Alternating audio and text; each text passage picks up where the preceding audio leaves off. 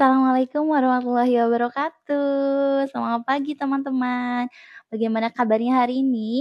Saya doakan semoga semuanya dalam keadaan sehat, penuh syukur, berlimpah rezeki yang berkah, dan selalu bahagia. Amin ya robbal alamin.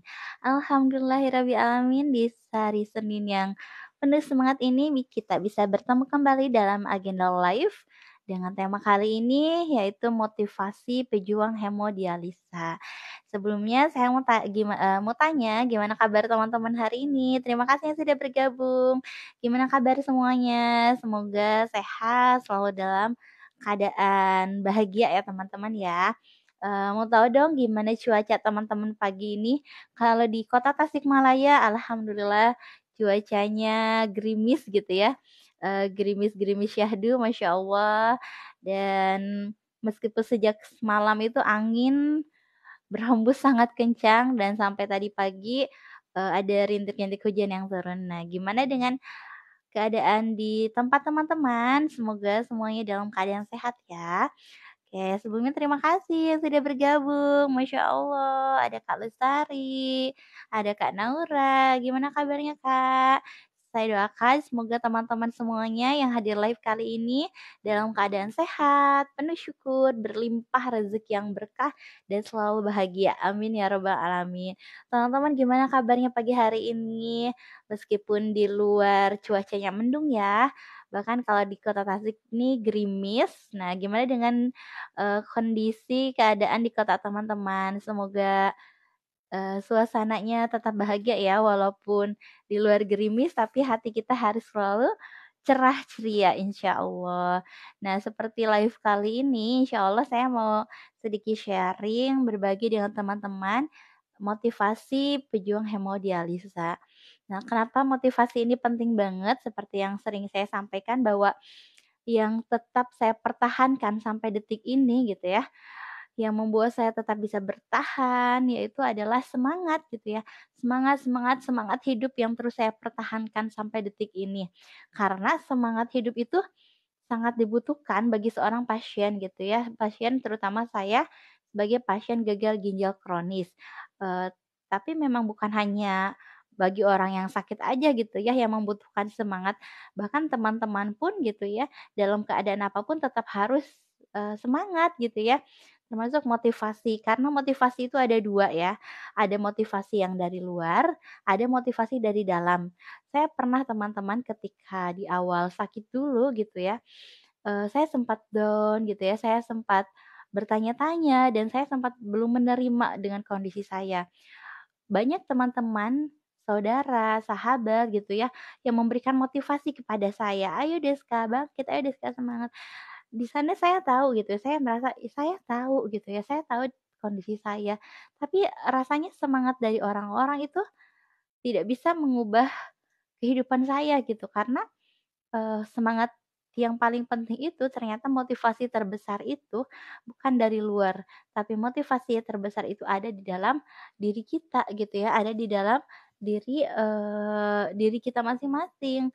Jadi sebesar apapun motivasi dari luar, kalau misalnya hati kita masih tertutup, kalau misalnya hati kita masih belum menerima, maka motivasi sebesar apapun tidak akan bisa diterima oleh diri kita gitu ya. Makanya penting banget membangun motivasi, terutama motivasi untuk hidup gitu ya. Motivasi bagi seorang penderita gagal ginjal. Nah, bagi teman-teman yang memiliki saudara mungkin yang sedang sakit gitu ya, itu penting banget untuk, dikasih motivasi, karena itu adalah hal yang paling penting. Nah, teman-teman, makanya kenapa saya menulis buku ini gitu ya, salah satunya buku Dermaga Hati ini yang saya sematkan ya di keranjang kuning. Buku Dermaga Hati ini adalah salah satu motivasi penyemangat bagi diri saya pribadi gitu. Saya tuliskan bagaimana saya tetap bisa bertahan hidup dalam buku ini. Karena itu teman-teman penting banget kita memiliki motivasi gitu ya. Sebab hidup itu memang butuh motivasi. Apalagi bagi seorang, pasien gagal ginjal gitu ya, semangat hidup itu yang perlu dipertahankan, termasuk diri saya gitu ya, saya tetap bisa bertahan sampai detik ini bukan karena saya kuat gitu ya, tapi karena ada Allah yang Maha menguatkan, dan ada hati yang lapang menerima. Oke, terima kasih teman-teman yang sudah hadir. Oke, Kak Alila, Kidstar. Emang Kakak kenapa? Masya Allah, salam kenal Kak Alila. Teman-teman yang hadir live kali ini boleh kenalan di kolom komentar dari mana aja. Sebelumnya Kak Alila, kenalkan saya Diska Pratiwi. Saya adalah seorang pasien, seorang penderita gagal ginjal kronis yang sudah kurang lebih 2 tahun ini menjalankan cuci darah. Jadi saya rutin cuci darah seminggu 2 kali ke rumah sakit. Nah, salam kenal Kak Alila dan teman-teman. Boleh kenalan yang hadir live kali ini dari mana aja? Saya Deska Pratiwi dari Kota Tasikmalaya. Teman-teman yang datang dari mana aja nih? Masya Allah, ada Kak Riasya. Semoga selalu kuat ya. Amin ya rabbal alamin. Terima kasih Kak Riasya. Semoga Kakak juga sehat selalu ya. Semoga saya doakan teman-teman yang hadir dalam live kali ini selalu dalam keadaan sehat, penuh syukur, berlimpah rezeki yang berkah dan selalu bahagia. Amin ya rabbal alamin. Terima kasih Kak Riasya yang sudah hadir. Teman-teman yang sudah hadir pun, terima kasih ya. Maksudnya Mbaknya kena apa gagal ginjalnya? Oh, karena apa gagal ginjalnya? Ya Kak Lila, jadi, sakit gagal ginjal ini kalau saya bilang itu tidak terlihat gejalanya seperti penyakit yang lain. Makanya kebanyakan pasien gagal ginjal dia yang masuk rumah sakit itu baru ketahuan setelah kondisinya kronis atau menjelang stadium akhir. Termasuk saya gitu, saya baru ketahuan, setelah ternyata kondisi ginjal saya sudah buruk gitu, sudah rusak. Nah, kalau misalnya Kak Lila tanya, karena apa bisa kena gagal ginjal? Sebenarnya banyak faktor yang menyebabkan gagal ginjal kronis ini. Kalau saya tanya ke dokter gitu ya, dokter bilang, eee, di antara faktor-faktor yang bisa menyebabkan gagal ginjal itu ada 5 hal gitu ya. Salah satunya adalah hipertensi. Nah, kalau misalnya saya mengurut ke belakang gitu ya, karena ya saya merasa dadakan banget gitu, kok tiba-tiba gitu ya. Padahal saya merasa, menjaga pola makan, hidup sehat gitu, tapi kok bisa kena gagal ginjal. Nah, kata dokter yang pertama itu bisa karena hipertensi. Tapi walau alam ya, mengenai hipertensi ini karena saya dulu gitu ya, sebelum sakit gagal ginjal, saya rutin memeriksakan tensi ini ke dokter, bukan ke dokter sih, ke bidan ya tepatnya. Karena per 3 bulan sekali saya tuh suka suntik suntik KB, dan ketika disuntik KB itu per 3 bulan saya rutin cek tekanan darah dan alhamdulillah tekanan darah saya tuh normal. Meskipun setelah kena gagal ginjal ternyata, tensi saya perlahan naik gitu ya, tekanan darah saya tuh mulai naik dan kata dokter, gagal ginjal yang saya alami ini disebabkan karena hipertensi. Tapi ya seperti tadi yang saya sampaikan teman-teman, walau alam itu ya, Kak, padahal saat sakit tensi saya itu selalu normal gitu, per 3 bulan sekali saya cek tekanan darah, ternyata kondisinya normal.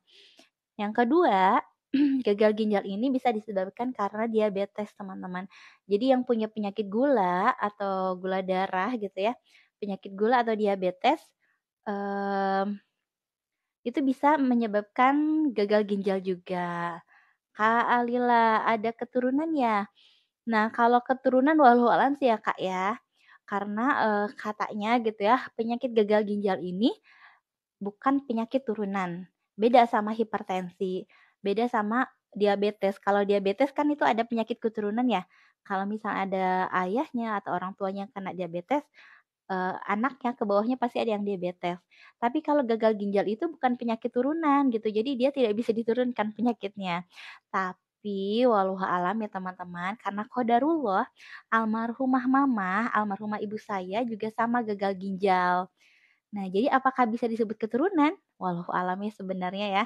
Wallahu alam, tapi almarhumah ibu saya yang kena gagal ginjal dulu itu, beliau gagal ginjal disebabkan karena hipertensi.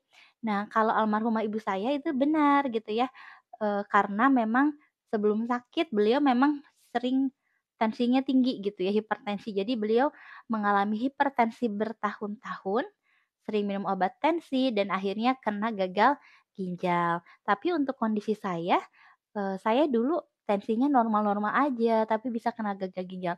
Walau alam ya Kak Lila ya. Oke, maksudnya darah tingginya keturunan ya? Nah iya Kak Lila, jadi kalau darah tinggi benar, itu bisa keturunan. Jadi almarhumah ibu memang darah tinggi. Nah, Masya Allah teman-teman, mama saya tuh darah tinggi hipertensi, tapi, ya mungkin bisa nurun juga ke saya ya. Jadi dokter bilang saya juga kena hipertensi. Karena, setelah kena gagal ginjal memang tensi saya tuh berangsur naik teman-teman, bahkan ketika cuci darah itu bisa nyampe di angka 200 lebih tensi saya. Kebayang ya gimana, puyengnya gitu, gimana pusingnya ketika tensi di atas 200. Nah, sebelumnya Mbak kurang juga minum air putih, Kak Alila. Oke, teman-teman terima kasih yang sudah hadir live kali ini ya. Kalau misalnya ada pertanyaan seputar gagal ginjal dan cuci darah, teman-teman boleh tulis di kolom komentar. Insya Allah nanti saya jawab satu persatu. Nah, Kak Alila terkait minum air putih ini benar ya. Jadi, salah satu faktor penyebab gagal ginjal itu adalah kurang minum air putih. Jadi tadi yang pertama hipertensi, yang kedua diabetes, dan yang ketiga penyebab gagal ginjal itu adalah kurang minum air putih. Tapi, terkait minum air putih ini walau alam ya sih Kak, jadi saya waktu sehat memang sebenarnya saya rutin minum, bahkan saya kan punya anak kecil tuh ya. Saya punya 2 orang anak kecil, jadi kalau jalan-jalan ke mana-mana, saya nggak pernah lupa untuk bawa tumbler gitu ya. Jadi saya selalu bawa, tempat minum ke mana-mana, karena saya punya anak kecil juga dan saya merasa, ah, perasaan waktu dulu saya, banyak gitu ya rutin minum, bahkan kan saya tahu, minum itu dalam satu hari minimal 8 gelas, itu penting banget ya teman-teman. Jadi bagi teman-teman yang saat ini, masih sehat, itu harus banyak minum. Karena kalau sudah kena gagal ginjal justru minum itu harus dikurangi gitu, bahkan hanya sekitar 600 mili per hari. Jadi istilahnya lebih baik bolak-balik ke kamar mandi gitu ya, karena banyak minum daripada bolak-balik cuci darah, bolak-balik ke rumah sakit untuk cuci darah, kayak gitu. Ya Kak Alila ya. Oke, Kakak siapa? Era Henry. Udah berapa lama cuci darahnya Kakak? Saya cuci darah kurang lebih sudah 2 tahun, Kak. Hampir gitu ya, berarti nanti saya mulai cuci darah itu setelah lebaran ya. Setelah lebaran tahun 2021, sekarang udah mau Ramadan lagi, jadi udah mau 2 tahun saya cuci darah. Meskipun tidak pas 2 tahun ya, karena saya sempat tidak cuci darah itu ketika awal sakit sekitar 6 bulan. Kebayang teman-teman, saya 6 bulan nggak mau cuci darah. "Kok nggak mau, Kak? Kenapa?" Gitu ya kalau misalnya ada yang tanya. Ya jelas ya teman-teman ya, siapa gitu ya yang mau menerima, siapa yang mau gitu dengan kondisi ini. Bahkan bahkan saya sendiri sempat tidak menerima teman-teman. Kalau teman-teman tahu, di awal saya sakit saya nggak menerima, saya sampai bertanya-tanya sama Allah, "Ya Allah kenapa harus saya ya Allah? Kenapa harus saya mengalami sakit ini?" Gitu. Saya membayangkan bagaimana kehidupan saya setelah ini. Karena yang saya tahu gitu ya, saya pernah mendengar bahwa sakit gagal ginjal itu seperti lagu menghitung hari. Jadi kebayang ya, saya membayangkan, "Ya Allah, apakah hidup saya akan bertahan lama?" Saya bertanya sama Allah. Jadi di awal saya sempat belum menerima juga teman-teman.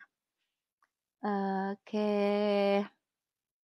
Terima kasih teman-teman yang sudah hadir. Boleh kenalan ya, dari daerah mana aja nih yang hadir.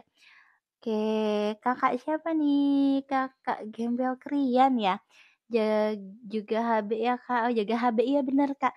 Masya Allah di awal saya sakit, saya HB tuh, wah bener-bener merosot. Ibaratnya, apa ya, terjun bebas gitu teman-teman. Jadi HB saya itu, di angka 4 itu dulu. Stabil di angka 4 di awal tahun pertama saya sakit, saya tuh harus transfusi minimal 3 labu setiap bulan. Karena HB saya rendah gitu, padahal saya merasa banyak makan, tapi HB itu rendah terus karena ternyata, gagal ginjal itu mempengaruhi juga, hemoglobin kita ya. Terima kasih Kakak Gembel Krian. Kak Alila, kalau orang cuci darah biasanya kan kulitnya menghitam, kenapa Mbak nggak kelihatan seperti sakit? Masya Allah Kak Alila, alhamdulillah Kak. Kalau Kakak tahu kondisi saya dulu ya, saya itu Kak, sampai berat badan itu turun 12 kilo. Jadi saya berat badan turun 12 kilo karena saya nggak bisa masuk makan, masuk 1 sendok keluarnya lebih banyak gitu. Jadi saya itu dari sejak awal sakit itu turun berat badan sampai 12 kilo. Nah, Kakak iya memang kebanyakan gitu ya pasien gagal ginjal itu kulitnya itu akan menghitam, Kak, benar, Kak. Kenapa kulitnya bisa menghitam? Karena transfusi. Jadi efek lain dari transfusi darah itu adalah kulitnya menghitam. Nah, saya pun gitu ya ketika awal sakit 1 tahun pertama, saya itu rutin transfusi seminggu itu sebulan itu 3 labu gitu ya. Karena kalau cuci darah itu kalau misalnya HB-nya 4, itu nggak bisa cuci darah, kita harus dirawat dulu. Baru setelah masuk darah lewat transfusi itu, baru kita bisa cuci darah gitu ya. Nah, efek lain dari transfusi itu adalah kulitnya menghitam. Tapi alhamdulillah gitu ya, berangsur-angsur alhamdulillah kondisi saya mulai membaik gitu ya. Saya sudah alhamdulillah sudah kurang lebih 2 bulan ini gitu ya, baru 2 bulan kemarin, saya sudah lepas dari transfusi gitu. Jadi saya sudah tidak transfusi lagi, HB saya pun sudah normal kembali gitu ya. Jadi alhamdulillah, dan kulit saya pun, membaiklah gitu ya. Jadi walaupun sakit tetap harus merawat gitu ya, merawat kulit juga insyaallah ya, Kak, ya. Doakan semoga bisa sehat selalu, Kak Alila. Oke, ini Kakak siapa nih? Kakak Era Henry ya. Orium creatinine waktu direkomendasi pas cuci darah berapa ya, Kak? Oke. Saya pernah mendampingi keluarga yang pernah ada di posisi Kakak, belum menerima Kak untuk cuci darah. Iya, Masya Allah Kakak Era. Jadi, saya ketika di awal sakit gitu ya, ketika divonis gagal ginjal baru ketahuan itu setelah cek laboratorium. Sebelum cek laboratorium, saya pernah periksa ke dokter. Jadi awal gejala saya sakit itu baru ketahuan ya sebelum kena gagal ginjal itu saya sempat sesak nafas teman-teman. Masya Allah, jadi sesak nafas yang 3 hari 3 malam itu saya nggak bisa tidur. Bahkan, tidur dengan posisi berbaring itu makin sesak. Jadi saya cuma bisa tidur dalam posisi duduk. Nah, saya sebelum periksa nih ke rumah sakit, saya baru periksa ke dokter umum aja. Dan teman-teman tahu nggak vonis dokter umum apa? Katanya sakit sakit sesak nafas yang saya alami ini disebabkan karena penyakit jantung. Kebayang teman-teman? Saya akhirnya dikasihlah obat jantung. Tapi setelah minum obat jantung itu, bukannya membaik gitu, malah kondisi saya makin makin parah. Nah, sampai akhirnya pas malam keempat gitu ya, saya masih ingat waktu itu kondisi saya benar-benar sesak nafas, saya nggak bisa ngapa-ngapain lagi dan akhirnya suami bawa saya ke IGD. Nah, baru ketahuan gagal ginjal itu setelah dicek laboratorium. Jadi penting banget ya teman-teman, cek kondisi tubuh terutama cek darah gitu ya. Baru ketahuan setelah dicek laboratorium, ureum kreatinine saya tinggi. Kalau ureum itu normalnya di angka 50, 20 sampai 50 lah ureum. Tapi ketika itu hasilnya memperlihatkan bahwa ureum saya itu nyampe di angka 170 teman-teman. Kebayang betapa jauh perbedaannya gitu ya. Dan kreatinin itu normalnya 0,5 sampai 1. Tapi kreatinin saya itu nyampe di angka 9. Jadi dokter vonis saya gagal ginjal, kayak gitu ya. Kakak Era Henry siapa nih?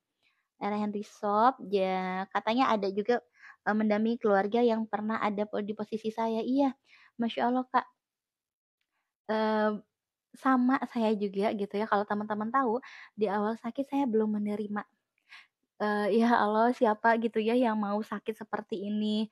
Tapi alhamdulillah teman-teman, justru ketika kondisi saya tidak menerima, kondisi saya itu makin drop, saya nggak bisa ngapa-ngapain, bahkan sampai ke kamar mandi pun saya digotong gitu ya, saya digendong sama suami. Nggak bisa masuk makan, kondisi makin ngedrop. Tapi alhamdulillah justru ketika kita sudah mulai bisa menerima dengan takdir yang Allah berikan ini, alhamdulillah kondisi saya itu lama-lama mulai mulai stabil teman-teman, mulai naik gitu ya, mulai bisa beraktivitas kembali seperti saat ini gitu ya. Jadi kalau saya bilang, saya bisa kuat bertahan sampai detik ini bukan karena saya kuat gitu ya, tapi karena ada Allah yang memberikan kekuatan dan ada hati yang lapang menerima. Itu kuncinya teman-teman, ketika hati kita sudah bisa lapang menerima ujian yang Allah berikan, ketika kita sudah ridho atas takdir yang Allah berikan, maka Allah pun akan memberikan, kebahagiaan untuk kita, tubuh kita pun akan mengikuti gitu ya, akan menerima juga dan akhirnya alhamdulillah sampai saat ini saya masih tetap bisa bertahan. Makasih sharing-nya Kakak. Iya, Kakak Era Henry. Terima kasih juga. Teman-teman boleh bantu tap-tap layarnya gitu ya. Dan boleh follow akun saya ini. Insya Allah saya akan rutin sharing bersama teman-teman. Dan saya banyak membuat video tentang gagal ginjal dan cuci darah. Boleh bantu tap-tap layarnya dan boleh follow akun saya ini. Terima kasih yang sudah hadir. Oke, Masya Allah. Benar Kakak, ridho dan ikhlas ya Kak. Iya benar Kak, Kakak era Henry ini ya, jadi ada 2 ya, ikhlas dan ridho. Saya baru bisa, apa ya, ibaratnya ketika Allah ngasih ujian ini, saya benar-benar baru bisa memahami 2 kata ini. Jadi 2 kata ajaib ini gitu ya teman-teman, ikhlas dan ridho. Bedanya apa ikhlas dan ridho ini? Ikhlas itu adalah kondisi ketika kita melakukan sesuatu. Jadi ketika kita melakukan sesuatu, maka lakukanlah dengan ikhlas. Nah, kalau ridho itu adalah menerima gitu ya. Ketika kita menerima sesuatu, maka kita ridho dengan ketentuan Allah. Jadi ridho menerima takdir dari Allah gitu. Kalau ikhlas adalah melakukan sesuatu, kalau ridho ketika menerima sesuatu. Jadi kuncinya adalah ridho dan ikhlas. Benar ya Kak ya? Oke, Kakak era Henry Shop. Waktu pertama cuci darah dari paha ya Kak jarumnya. Benar Kak. Jadi, semua pasien hemodialisa pasti mengalami gitu ya, mengalami juga cuci darah pertama itu lewat paha. Jadi ada 2 jarum yang kita pakai saat cuci darah. Jadi jarum ini terhubung ke arteri dan vena. Teman-teman bisa bayangkan kalau misalnya jarum infusan itu kan kecil banget ya, jarum infusan. Tapi kalau jarum cuci darah itu pakai jarumnya yang gede-gede. Kenapa? Karena untuk mengeluarkan darah kita dan memasukkannya ke dalam mesin cuci darah gitu. Jadi mengeluarkan, darah dalam tubuh, kemudian dicuci di mesin, masuk lagi ke dalam tubuh, itu perlu jarum yang besar. Dan di awal cuci darah saya juga sempat, beberapa bulan gitu ya, 2 gitu ya jarum terpasang di lengan dan terpasang di paha gitu ya, itu pasti mengalami. Nah, sebelum saya operasi Afesan, saya juga sempat nih operasi di leher, teman-teman. Jadi, ada yang namanya CDL. Jadi kalau orang bilang kayak lehernya dibolongin untuk cuci darah. Nah, maksudnya dibolongin itu operasi CDL. Jadi pemasangan selang untuk cuci darah. Itu hanya bisa dipakai selama 3 bulan aja, gitu. Kakak Jun, kalau pasien cuci darah itu amankah kalau hamil? Nah, Kakak Jun walahu alam ya, Kak, ya. Karena qadarullah gitu ya setelah saya cuci darah kurang lebih 2 tahun ini, hormon gitu ya itu kayaknya ngaruh banget ke hormon, bahkan saya nggak head sama sekali teman-teman. Jadi saya nggak mengalami sudah tidak menstruasi sejak rutin cuci darah. Dan ternyata pasien yang lain pun, pasien wanita gitu yang lain pun ternyata sama gitu, ada yang udah enggak mens atau enggak haid sama sekali, termasuk saya gitu ya, itu juga karena efek dari cuci darah. Tapi ada juga pasien HD, hemodialisa yang dia masih rutin haid kayak gitu. Nah, kalau misalnya Kakak Junanya gitu ya, kalau pasien cuci darah aman nggak kalau hamil?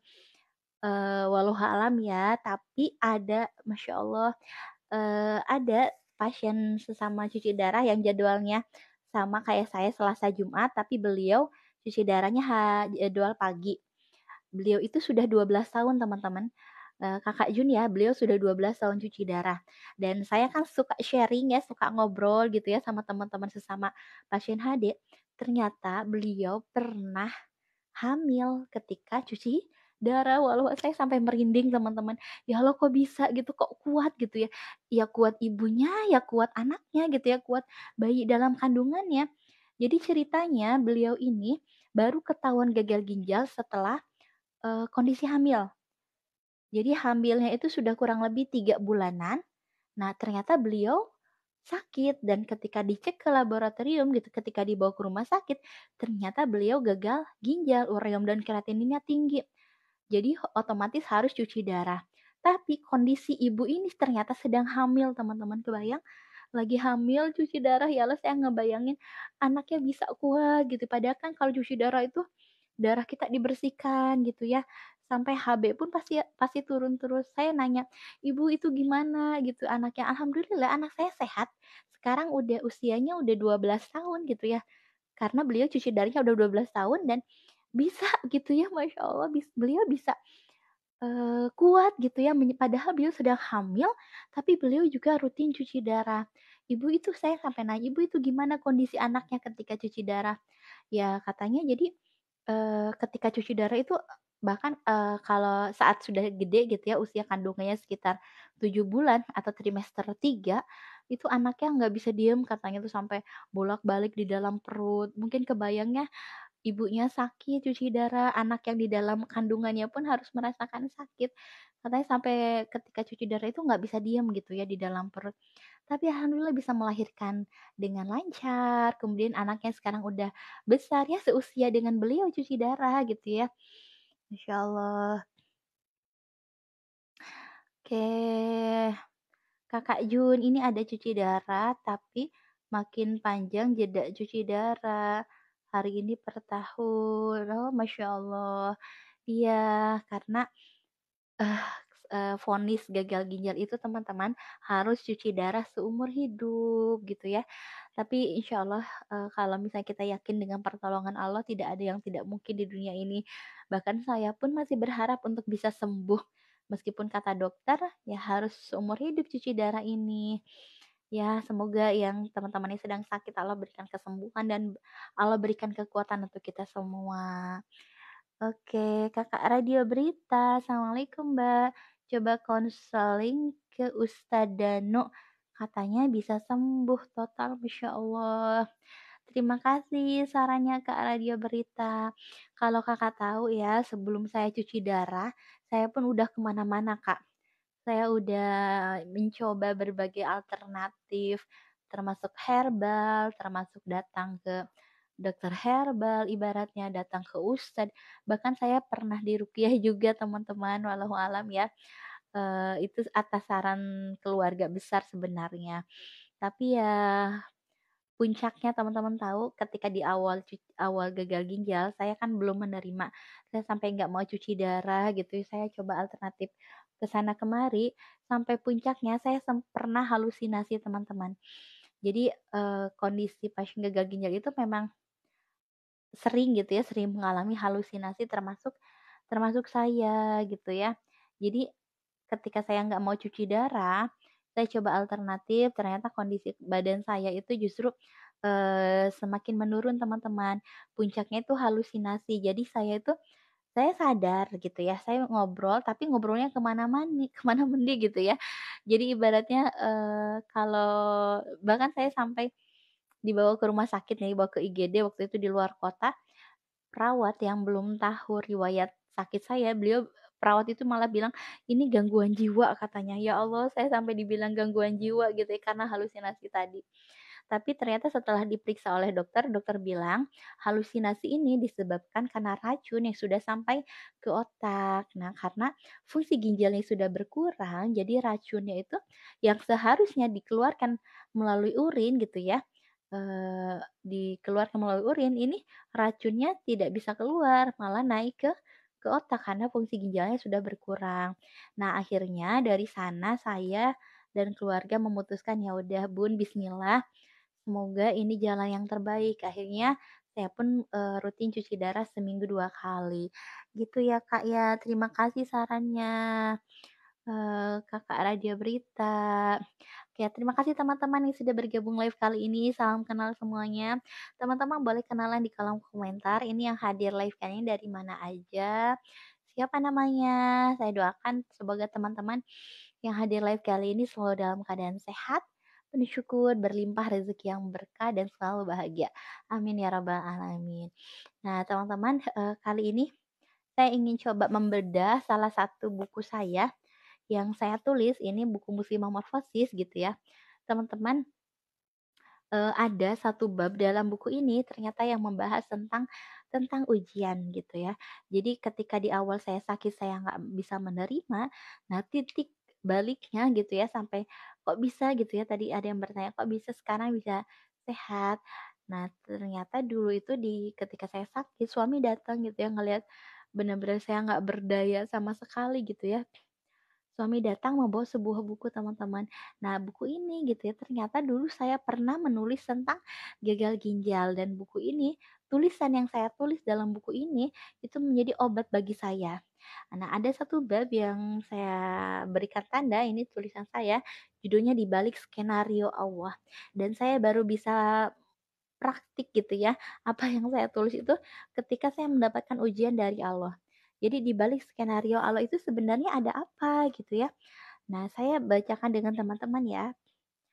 Ada rahasia di balik setiap ujian tersebut gitu ya.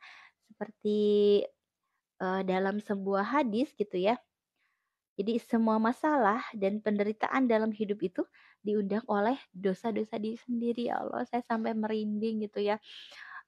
Saya sampai bertanya sama Allah, "Ya Allah, seandainya sakit yang saya rasakan ini disebabkan karena dosa-dosa saya mohon ampun ya Allah.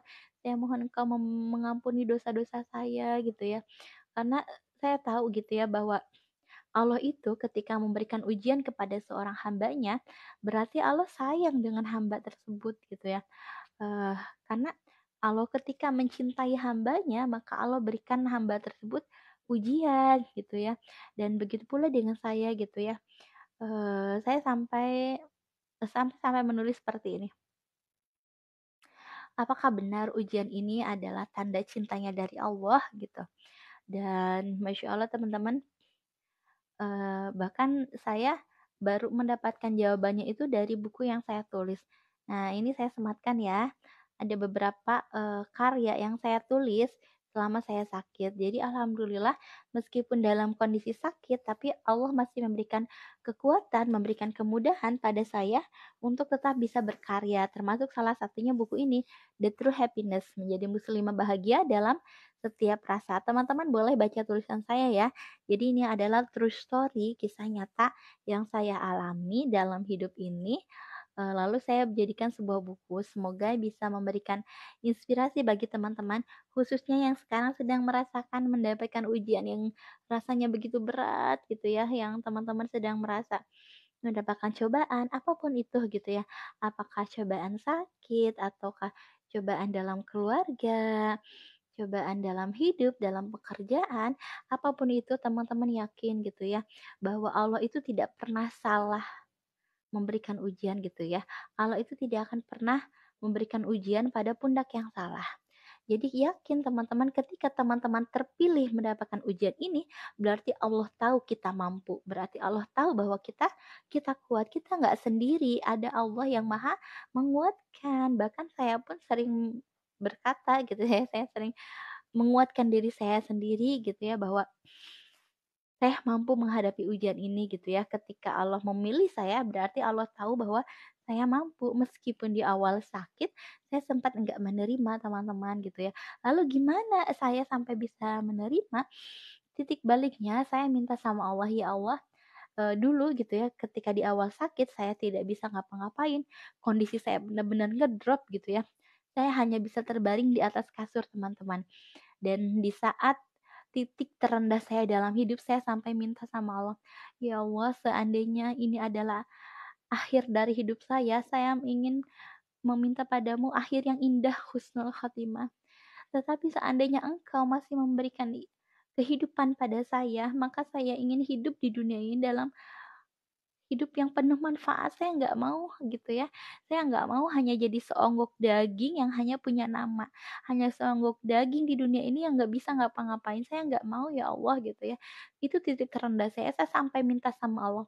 Ya Allah, seandainya Engkau masih memberikan saya hidup, izinkan saya untuk bisa beribadah lebih baik padamu. Izinkan saya untuk bisa hidup bermanfaat di muka bumi ini. Saya nggak mau merepotkan orang lain. Dan alhamdulillah teman-teman, ketika saya sudah mulai bisa menerima, kondisi saya pun berangsur membaik teman-teman. Mulai stabil. Ketika di awal sakit, saya sampai turun berat badan itu 12 kilo.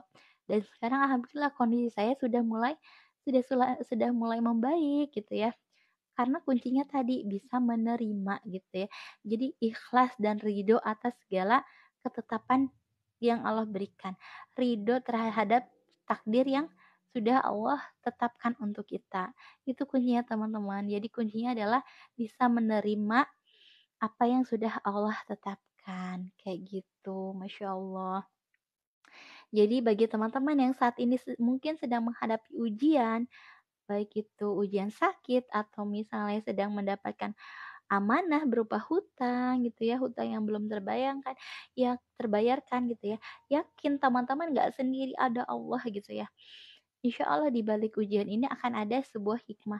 Bahkan dalam Al-Quran, Allah pun menjanjikan gitu bahwa bersama kesulitan ada kemudahan. Bukan bahasanya bukan sesudah kesulitan, tapi bersama kesulitan ada kemudahan. Jadi kesulitan apapun yang saat ini sedang kita hadapi, yakin gitu ya akan ada kemudahan yang mengiringinya. Karena ibaratnya tidak ada beban tanpa tanpa pundak gitu ya, tidak ada soal tanpa kunci jawabannya. Jadi Allah itu ngasih ke kita itu sudah satu paket lengkap gitu ya, ujian dan solusinya gitu. Makanya teman-teman semangat semangat semangat gitu ya, semangat hidup itulah yang saya pertahankan sampai detik ini. Kalau misalnya saya aja gitu ya yang sedang sakit masih tetap mempertahankan semangat, apalagi teman-teman yang saat ini sedang sehat gitu ya. Semoga teman-teman juga bisa jauh lebih semangat. Dan jangan lupa juga doa gitu ya. Doa yang selalu saya panjatkan kepada Allah. Jangan pernah berhenti untuk berdoa gitu ya. Jangan berputus asa. Ibaratnya kita lelah boleh gitu ya. Kalau ada yang nanya, "Teteh capek enggak?" gitu ya. Teteh cuci darah seminggu 2 kali ke rumah sakit gitu. Harus disuntik gitu ya.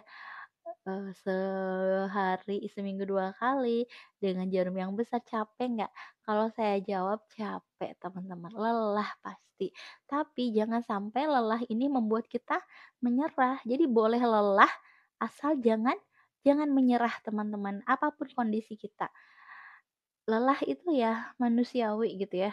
Tapi jangan sampai menyerah gitu. Yakin ada Allah yang akan memberikan pertolongan. Terima kasih teman-teman yang sudah hadir live kali ini. Salam kenal semuanya. Teman-teman boleh kenalan ya. Semoga pertemuan kita ini bisa menambah silaturahim. Yang hadir live kali ini dari mana aja, dari kota mana aja. Perkenalkan, saya Deska Pratiwi, saya adalah seorang pasien gagal ginjal kronis yang sudah 2 tahun ini menjalani cuci darah. Dan teman-teman, saya insya Allah akan rutin sharing seputar gagal ginjal dan cuci darah.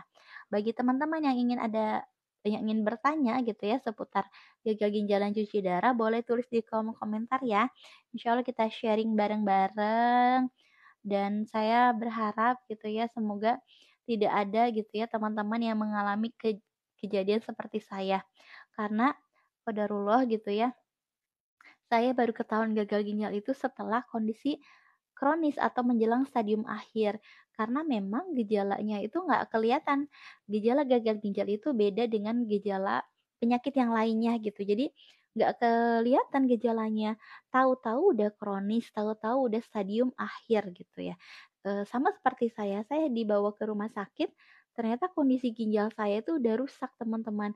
Bahkan ketika di USG ginjalnya itu udah mengkerut gitu ya. Dan dokter bilang sakit gagal ginjal ini sebenarnya udah berlangsung lama gitu ya. Bahkan sampai, dokter bilang ini udah 3 tahun sebenarnya. Tapi gejalanya nggak kelihatan. Nah, makanya kali ini saya mau sharing dengan teman-teman, jangan sampai teman-teman mengalami hal yang sama seperti saya. Ibaratnya lebih baik dari sekarang gitu ya, memeriksakan kondisi, mengetahui gejala-gejalanya daripada sudah kronis. Kayak gitu. Terima kasih yang sudah bergabung. Kalau misalnya ada pertanyaan, teman-teman boleh tulis di kolom komentar ya. Kita sharing tentang gagal ginjal dan cuci darah. Bahkan Masya Allah teman-teman, ketika saya cuci darah, rutin seminggu 2 kali gitu. Jadi ibaratnya kayak datang dan pergi pasien itu. Ketika saya cuci darah, ada lagi pasien yang baru. Besoknya, ya Allah gitu ya, ada yang meninggal. Dan kebanyakan gitu ya kalau misalnya saya perhatikan yang meninggal itu kelihatan dari raut wajahnya, semangat hidupnya itu berkurang gitu. Oke, Kakak, siapa nih? Kakak binti Mas Fufa. Di perutnya sering sakit nggak, Kak? Nah, sakitnya bukan di bagian perut kalau gagal ginjal, tapi di bagian pinggang, Kak, di belakang sini.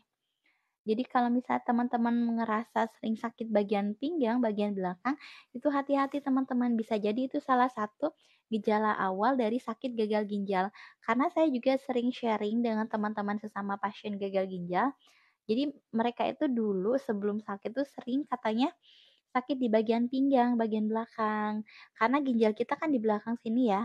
Nah, itu biasanya yang sering duduk lama, duduk di depan komputer gitu ya, di meja, di kursi gitu ya, atau bahkan teman saya yang di samping ranjang saya kalau cuci darah, saya tanya, "Dulu waktu sehat, kerjaannya apa?" Ternyata dia penjahit, teman-teman. Jadi dia suka ngejahit sambil duduk gitu dan kurang minum gitu. Nah, itu hati-hati, teman-teman. Jadi kalau misalnya teman-teman kurang minum air putih, itu bisa menyebabkan ginjalnya rusak. Jadi benar minum air putih itu lebih bagus 8 ya, minimal 8 gelas per hari. Karena kalau sudah kena gagal ginjal justru minum itu harus dikurangi 600 mili gitu setiap harinya. Kurang lebih 2 gelas aja, nggak boleh banyak-banyak. Kalau kebanyakan minum apa yang terjadi? Nanti bisa bengkak-bengkak ke bagian tubuh yang lainnya. Oke, Kakak Binti. Sakit pinggang sama sakit pinggul beda ya, Kak, ya. Pokoknya sakit di bagian belakang, teman-teman. Nah, kalau teman-teman mau posisi ginjal itu ada di mana, nah kalau misalnya teman-teman meluruskan tangan itu bagian sikut. Nah, tepat di jajaran sikut itu ginjal kita di belakang. Jadi sikut manusia gitu ya, itu, bagian ginjal itu di situ, deket sikut, sejajaran dengan sikut di bagian belakang, itu ginjal kita. Nah, sering sakit di bagian itu. Nah, lebih baiknya gitu ya, memang kita lebih baik memeriksakan ke dokter atau cek laboratorium bagian ureum dan kreatinin, cek darah, itu baru bisa ketahuan kalau ureum kreatinin tinggi berarti ada masalah dengan ginjalnya. Jadi bukan di bagian perut sakitnya, tapi di bagian belakang. Nah, gejala yang lainnya pun, yang perlu diperhatikan banget ya, gejala awal itu adalah air kencingnya berbusa, teman-teman. Jadi kalau air kencingnya berbusa itu hati-hati, bisa jadi gejala awal sakit gagal gagal ginjal. Berarti yang sakit sejajar sikut belakang ya, Kak? Iya benar, Kak. Jadi yang sejajar dengan sikut, nah bagian belakang itu ada bagian ginjal. Jadi yang sakit bagian situ, itu perlu diperhatikan teman-teman, bisa jadi gejala awal dari gagal ginjal. Tapi kalau misalnya air kencingnya masih normal, pipisnya masih banyak dan tidak berbusa, insya Allah itu aman teman-teman. Karena gejala awal dari gagal ginjal itu paling kelihatan dari air kencing. Air kencingnya tuh berbusa gitu. Dan kalau sudah kena gagal ginjal itu pipisnya semakin berkurang. Bahkan saya sendiri udah mulai sedikit banget gitu ya. Bahkan pasien yang lain ada yang sampai nggak pipis sama sekali. Jadi yang paling kelihatan banget itu air kencing yang berbusa, itu salah satu tanda gejala awal dari gagal ginjal. Gitu ya Kakak, semoga sehat selalu ya. Apakah Kakak punya keluhan yang sama, Kak? Sering sakit bagian belakang, bagian, pinggang sini? Kakak binti Mas Fufah? Apakah Kakak sering merasakan sakit bagian belakang? Atau misalnya gejala lainnya juga, dulu saya sering ngerasa sakit kepala. Jadi kayak migrain, Kak. Jadi migrain gitu ya. Saya pikir itu hanya dari sakit migrain, ternyata itu bisa jadi dari gejala awal sakit gagal gagal ginjal. Kakak binti, pipis banyak, Kak, air pipis jernih, tidak berbusa karena banyak minum, tapi di siang hari aja biasanya. Iya, penting banget teman-teman yang sehat gitu ya, untuk minum 8 gelas per hari. Ibaratnya lebih baik bolak-balik ke kamar mandi karena banyak pipis gitu ya, daripada harus bolak-balik ke rumah sakit untuk cuci darah dan minumnya air putih ya. Jangan minum yang air berwarna, bersoda, itu bahaya teman-teman. Bahkan saya, masya Allah, saya pernah ketemu anak kecil yang dia udah cuci darah. Dan ketika saya tanya gitu ya, Ya Allah kok bisa usia 8 tahun dia udah kena cuci darah teman-teman, usia SD gitu udah cuci darah. Ternyata ketika ditanya seperti itu penyebabnya, ternyata anak tersebut itu suka minum minuman yang berwarna teman-teman, minuman kemasan kayak teh-teh yang di dalam kemasan itulah teman-teman. Katanya sehari bisa sampai 5 kali itu minum eee, teh gitu ya, minuman yang berasa, berwarna, yang di dalam botol kemasan, itu sehari sampai 5 kali, itu rutin katanya tiap hari tuh minumnya bukan air putih, minumnya air teh-teh dalam kemasan kayak gitu. Dan ternyata ginjalnya kena teman-teman, dia harus harus cuci darah, ya Allah. Saya nggak tega gitu ngelihat anak kecil udah kena gagal ginjal, saya aja gitu ya, yang usia 30-an gitu ya, 30 tahunan ini ketika cuci darah masih sering merasakan sakit, apalagi anak sekecil itu gitu ya, anak masih SD harus merasakan sakitnya cuci darah dan ternyata memang usianya nggak bertahan lama teman-teman. Adik itu udah nggak merasakan sakit sekarang karena ya sudah meninggal ya Allah. Saya doakan semoga teman-teman di sini sehat, jaga kondisi, jangan banyak minum minuman yang berasa gitu ya. Lebih baik banyak minum air putih aja gitu ya. Minum banyak air putih kayak gitu daripada harus cuci darah. Karena kalau udah gagal ginjal itu minumnya justru harus dikurangin. Kalau enggak nanti bisa bengkak gitu ya. Fungsi ginjalnya kan sudah menurun. Kakak binti Mas Fufa, saya seringnya cek tensi Kak, sama asam urat, sama kolesterol alhamdulillah semua normal. Iya alhamdulillah Kakak, Masya Allah. Terima kasih Kakak binti Mas Tufa, udah follow saya. Teman-teman boleh bantu tap-tap layarnya ya, boleh bantu tap-tap layar dan follow akun saya, insya Allah saya rutin sharing, tentang gagal ginjal dan cuci darah. Nah Kakak binti Mas Tufa, benar Kak, kita harus rutin cek tensi darah, cek tekanan darah ya, karena salah satu Eee, penyebab gagal ginjal itu adalah hipertensi. Jadi kalau misalnya tensi kita tidak terjaga gitu ya, kita nggak tahu kondisi tekanan darah kita seperti apa, itu hati-hati teman-teman karena hipertensi bisa menyebabkan gagal ginjal. Dan walau alam sih teman-teman ketika saya tanya, "Dok kok bisa saya kena gagal ginjal?" Dokter bilang karena hipertensi. Padahal saya juga sama Kak, saya rutin, periksa tensi itu minimalnya 3 bulan sekali lah saya cek tekanan darah itu kalau ke bidan untuk suntik KB dan ternyata tensi saya normal alhamdulillah teman-teman, eee, tensi saya tuh normal-normal aja tapi ketika udah kena gagal ginjal, wah tensinya berangsur menaik gitu ya, bahkan kalau lagi cuci darah, tekanan darah saya itu bisa nyampe di angka 200 teman-teman, bahkan 200 lebih. Makanya hati-hati teman-teman, lebih baik rutin memeriksakan tekanan darah, karena hipertensi itu menjadi salah satu penyebab gagal ginjal. Gitu ya Kakak, terima kasih yang sudah bergabung. Oke Kakak Vivi, salam kenal ya Kak ya, saya Deska Pratiwi. Oke, dulu bisa gagal ginjal karena apa Kak? Walau alam sih ya Kak ya, kalau dokter bilang sih saya hipertensi. Tapi ada beberapa faktor sebenarnya penyebab gagal ginjal itu. Yang pertama hipertensi, yang kedua diabetes atau penyakit gula. Tapi saya nggak ada, alhamdulillah saya nggak ada riwayat penyakit penyakit diabetes. Yang ketiga, itu bisa jadi karena kurang air minum. Tapi walau alam gitu ya, waktu sehat saya sering minum. Bahkan saya punya anak kecil kemana-mana pasti bawa tumbler gitu kalau jalan-jalan sama mereka. Jadi, kalau misalnya gagal ginjal saya ini disebabkan karena kurang minum, walau alam ya, saya ngerasa banyak minum gitu. Nah yang keempat, gagal ginjal ini bisa disebabkan karena minum minuman bersoda, beralkohol, atau minum jamu-jamuan yang tidak sesuai dengan dosisnya.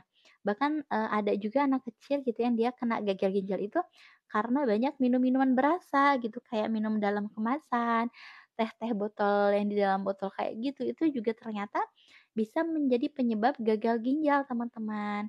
Jadi mending kalau haus mending minum air putih aja gitu daripada minum minuman berasa yang bisa merusak ginjal kita. Nah, yang kelima, gagal ginjal ini bisa disebabkan karena autoimun. Jadi kalau teman-teman punya sakit autoimun itu hati-hati karena itu bisa menjadi salah satu penyebab dari gagal ginjal. Tapi untuk autoimun ini memang perlu diperiksa lebih jauh ya. Tapi, walau alam teman-teman, Kakak gini ya, Kakak binti ya, saya punya adik kembaran yang dia ternyata autoimun.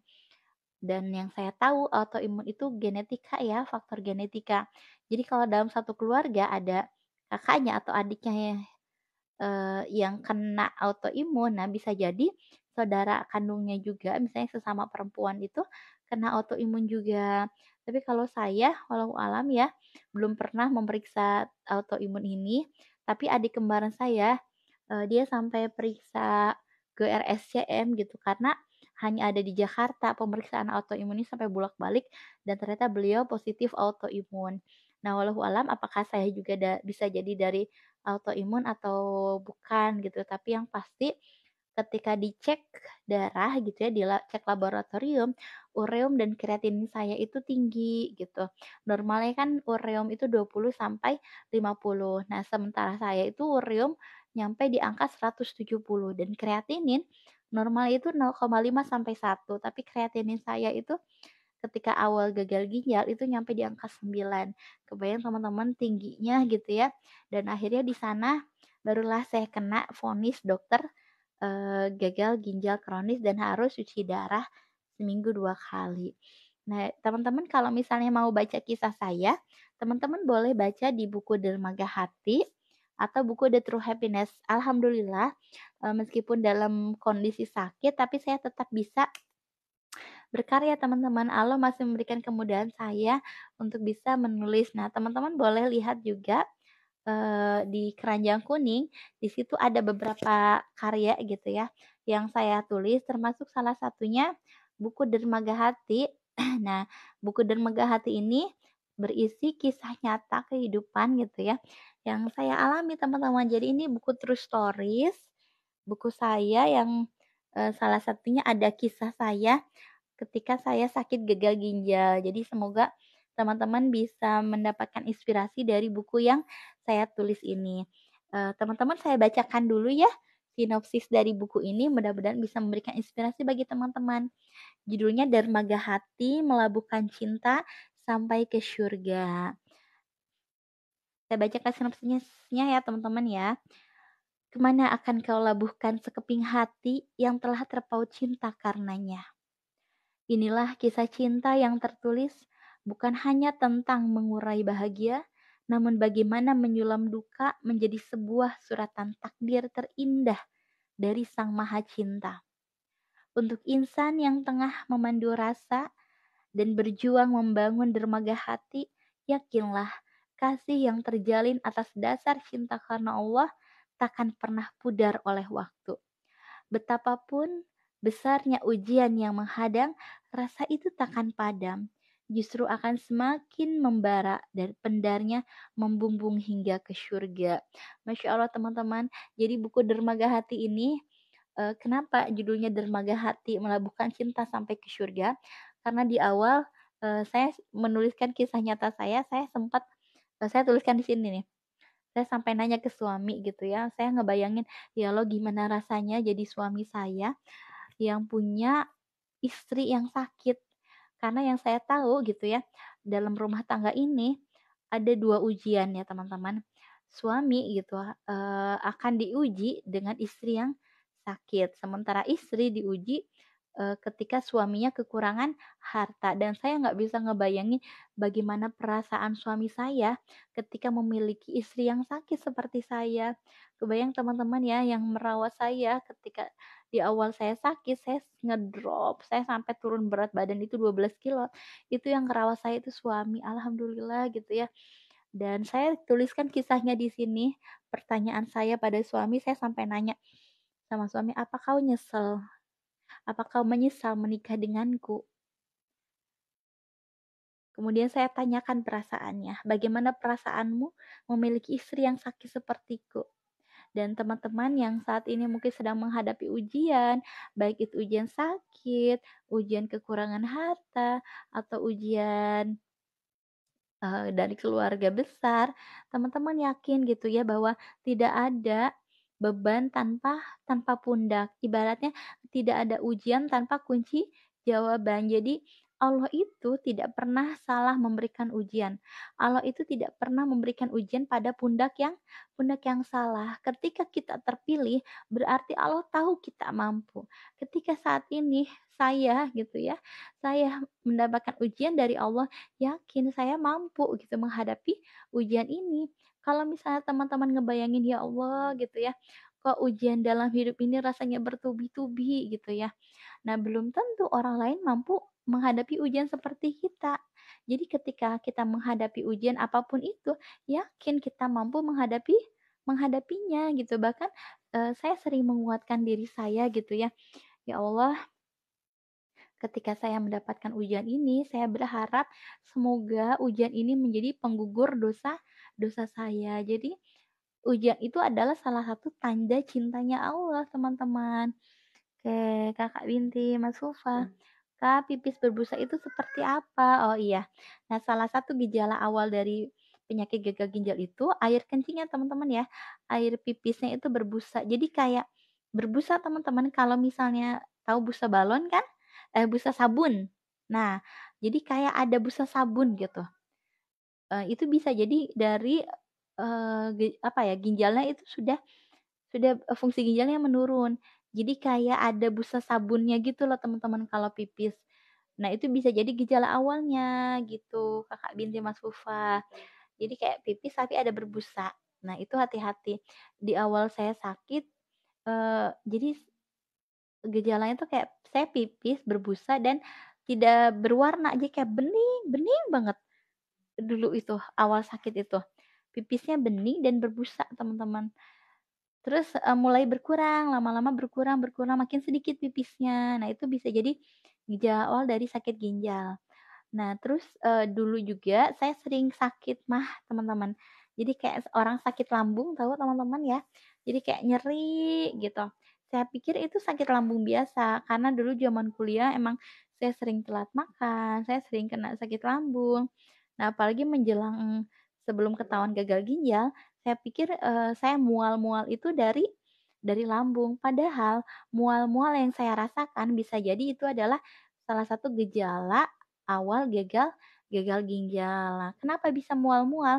Itu ternyata racun teman-teman dari racun yang tidak dikeluarkan, oleh tubuh gitu. Jadi salah satu fungsi ginjal itu kan menyaring racun di dalam tubuh yang dikeluarkan melalui urin. Nah, sementara orang yang sakit gagal ginjal itu fungsi ginjalnya sudah berkurang, sudah menurun, akhirnya racunnya masuk ke dalam tubuh dan yang membuat mual itu disebabkan karena racun.